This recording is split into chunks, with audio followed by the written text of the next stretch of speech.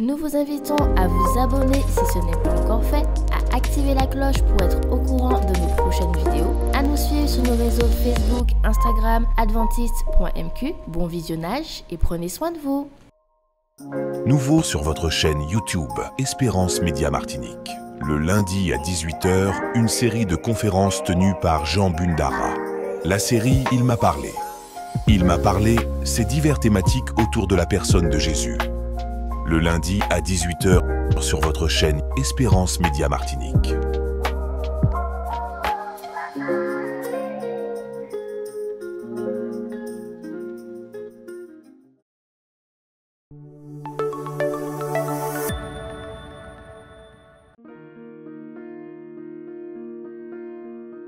Vous avez besoin d'aide. Vous souhaitez vous entretenir avec un pasteur, un psychologue, un conseiller en relation d'aide.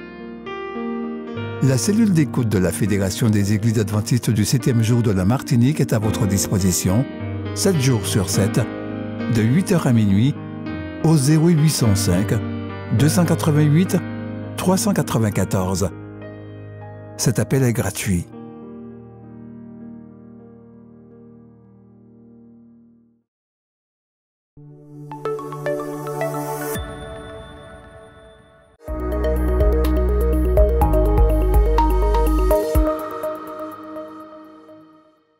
Salutations en Jésus, nous revoici pour poursuivre notre semaine de prière mondiale et le message de ce soir est intitulé « Un message de joie et d'espérance ». Je vous invite maintenant à incliner la tête et ensemble nous allons prier. Notre Dieu, notre Père Céleste, nous te sommes infiniment reconnaissants pour cette grâce que tu nous fais d'être avec toi en communion dans ta parole afin de nous laisser instruire. Nous te dédions ce moment et nous te demandons ton aide par le Saint-Esprit afin que nous puissions comprendre mais également mettre en pratique tes enseignements. Reste donc avec nous, bénis-nous, nous t'avons prié au nom de Jésus. Amen. Christian est né au sein d'un foyer chrétien, mais n'a pas eu accès à la Bible. Au fil des années, il est devenu alcoolique. Il a épousé Alcilène, une adventiste. Dès lors, la Bible est rapidement devenue la cause de querelles dans leur mariage. Frustré par les problèmes qu'il imputait à ce livre, Christian a pris la Bible de sa femme et l'a donnée à un ami, lequel en utilisait les pages pour rouler ses cigarettes. Alcilène a alors menacé de le quitter. Voulant sauver son mariage coûte que coûte, Christian a accepté une invitation à assister à une réunion de prière à l'église. Le prédicateur est venu à sa rencontre, lui a donné l'accolade et lui a remis une Bible. Animé d'un esprit de résistance, Christian s'est alors tourné vers Alcilène et lui a lancé un défi. Très bien, si je trouve dans la Bible un texte disant que les alcooliques n'iront pas au paradis, alors j'arrêterai de boire. La lecture des Écritures allait-elle changer la vie et l'attitude de Christian ? Nous allons le découvrir plus tard. Chers amis, dans la Bible, on découvre premièrement l'autorité permanente et la pertinence des Écritures dans la vie du chrétien. Deuxièmement, un témoignage du plan de la rédemption de Dieu à travers l'histoire. Et un encouragement à travers les leçons de persévérance, de joie et d'espérance en Dieu.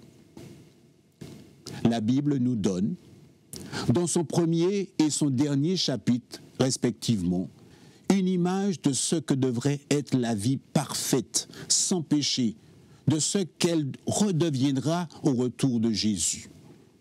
La souffrance, la douleur, la tristesse et le péché n'avaient aucune place dans le plan originel de Dieu. Ils ne sont que les conséquences de choix que les êtres humains ont fait délibérément. En Éden, Adam et Ève jouissaient d'une rencontre quotidienne avec le Seigneur.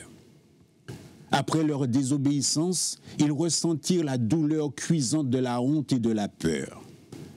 C'est alors que Dieu manifesta son amour et sa compassion.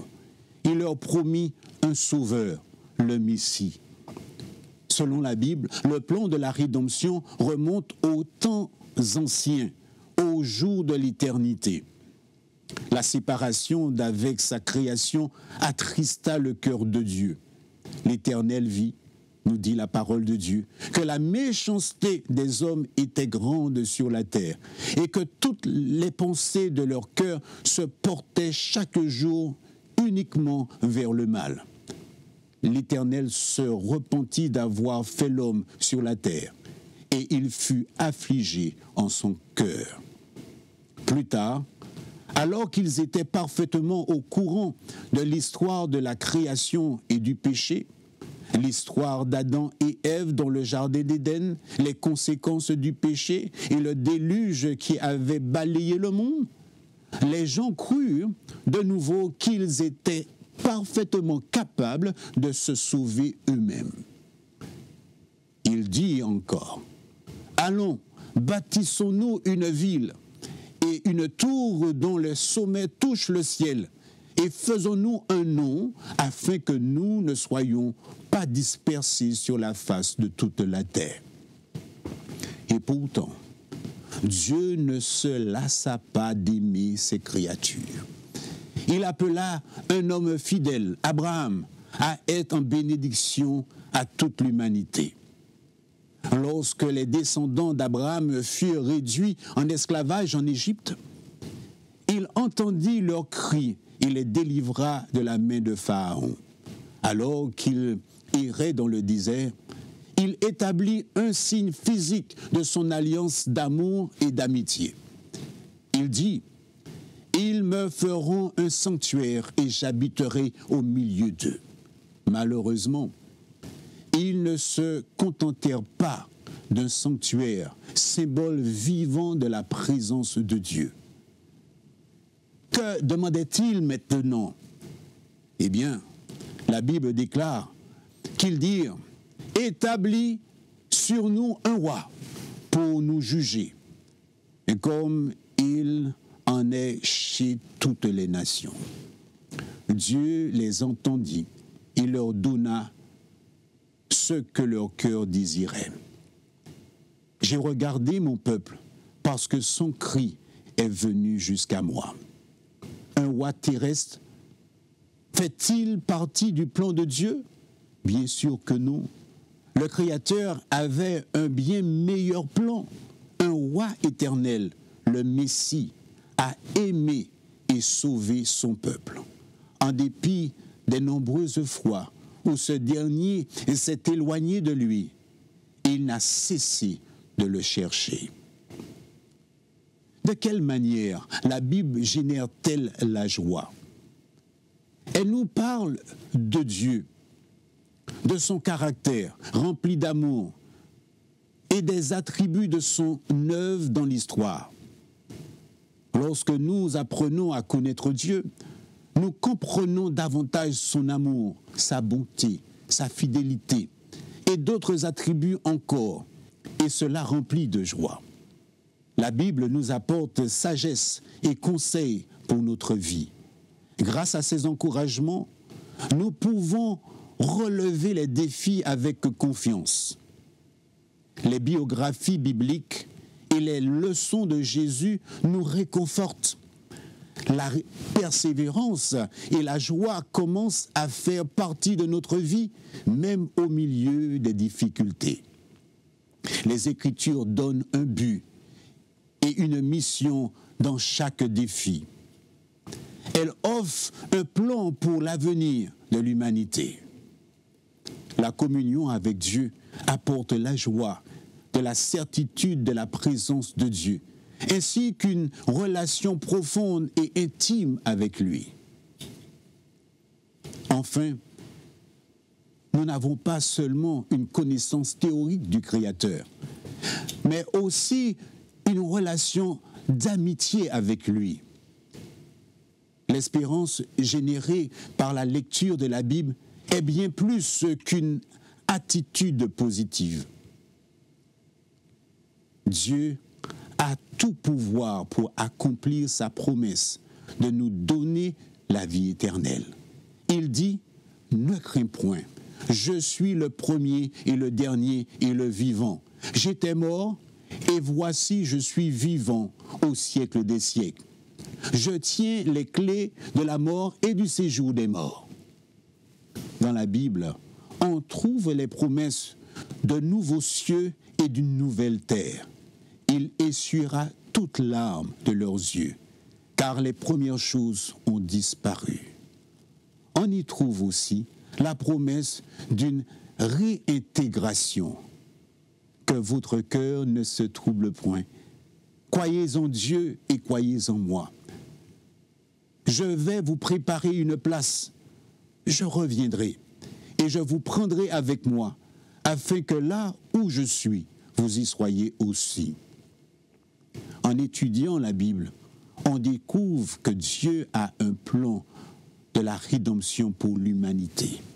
En fait, on devient une nouvelle créature. Si quelqu'un est en Christ, il est une nouvelle créature. Quel en est le résultat? Vous vous souvenez de Christian et de son engagement? Alcilène et lui ont commencé à lire la Bible ensemble. Ils l'ont lu au complet en 30 jours seulement. Christian a trouvé toutes les réponses qu'il cherchait et sa vie de famille a été transformée. Après son baptême, il s'est mis à enseigner la Bible, à tenir des campagnes d'évangélisation. Et au cours des 13 années suivant leur baptême, Christian et Alcilène ont construit 6 églises avec leurs propres ressources et ont contribué à la construction de 22 autres églises dans la région des Otazes dans la jungle amazonienne. La Bible a-t-elle une puissance de transformation? Certainement. Donne-t-elle un but à la vie et une mission? Oh oui, par la grâce de Dieu et par le biais d'une étude sincère des Écritures, Christian est devenu une nouvelle créature. Les nombreuses personnes touchées par lui et sa famille témoignent de l'incroyable grâce de Dieu et de son plan de salut pour l'humanité. Prions. Notre Dieu, notre Père céleste, par l'étude de ta parole, nous devenons transformés. Notre perception de toi et de ton plan nous donne de la joie et de l'espérance. Tu l'as fait pour Christian et Alcilène, tu peux encore le faire pour nous. Nous t'invitons d'une manière particulière dans nos cœurs, afin que par ton Esprit Saint, tu puisses raviver notre amour pour l'étude de ta parole, afin de conformer nos vies à tes plans ambitieux pour chacun de nous. Ô Père éternel, fais de nous des missionnaires comme Christian, afin que le monde sache que tu es celui qui sauve et qui nous promet un avenir prometteur. Nous t'avons prié au nom de Jésus. Amen.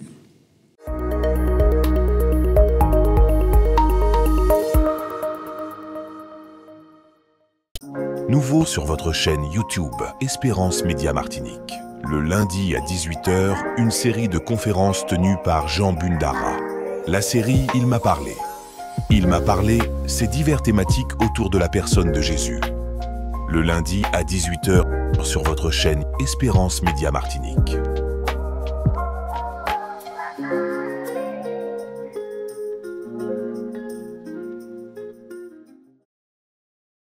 Faites l'expérience Espérance Média. Vibrez, écoutez et regardez votre radio Espérance FM en direct. Les podcasts de vos émissions préférées, les worship moments, tout à portée de main en un clic. Téléchargez dès maintenant l'application Espérance Média, disponible sous les plateformes de téléchargement Apple Store et Google Play.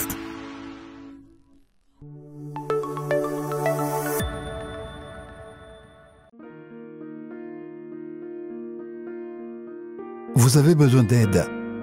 Vous souhaitez vous entretenir avec un pasteur, un psychologue, un conseiller en relation d'aide. La cellule d'écoute de la Fédération des Églises adventistes du 7e jour de la Martinique est à votre disposition, 7 jours sur 7, de 8h à minuit, au 0805 288 394. Cet appel est gratuit.